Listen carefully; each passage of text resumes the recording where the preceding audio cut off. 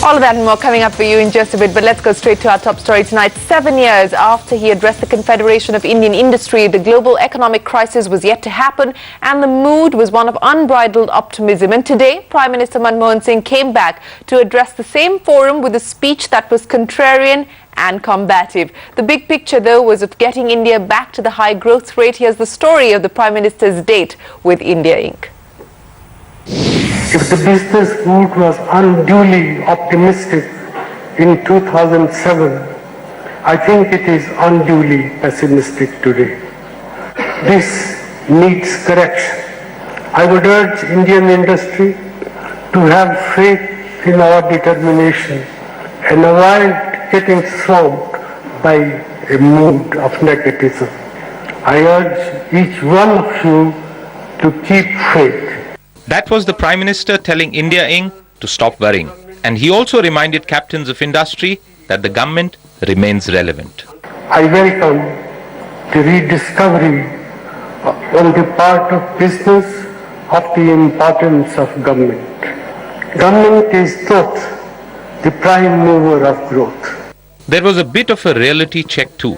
A corrective strategy must be based on a correct analysis of the problem. We are seeing, I believe, a temporary downturn. We cannot do much about the global slowdown. And then it was all about key measures to set the economy right. Diesel is moving gradually towards market-based pricing over the next few months. The CCI has made a difference. Clearances have been given for 5 blocks. We hope to resolve issues relating to another 31 blocks within the next 2 weeks. The problem of fuel supply, both coal and gas to power project, has been posing problem. I hope we will see results in the next 3 weeks. We are reviewing the foreign direct investment policy comprehensively to see what more can be done in the coming months. And despite the political situation, the Prime Minister made it clear that he will stay the course to bring back the economy back to high growth. The full effects of all these decisions will be felt in the next few months, and I hope they will go far in improving investment sentiment. We will carry this process forward and do even more in the coming days. We can, in my view, get back to 8% growth even as we try to make the longer term changes in our system to deal with these problems. The PM rarely speaks to corporate India, but when he does, hope abounds. In New Delhi, Siddharth Zarabi.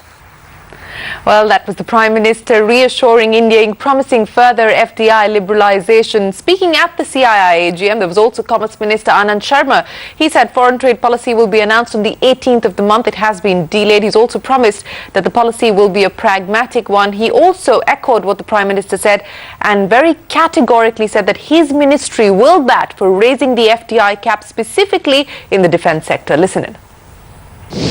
We have had stakeholders consultations that has been completed. The Board of Trade had met on 22nd of March.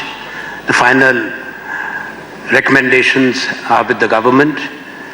I've had very detailed discussions with the Finance Minister. I can assure you of a forward-looking, pragmatic foreign trade policy. We will be announcing it on the 18th of April.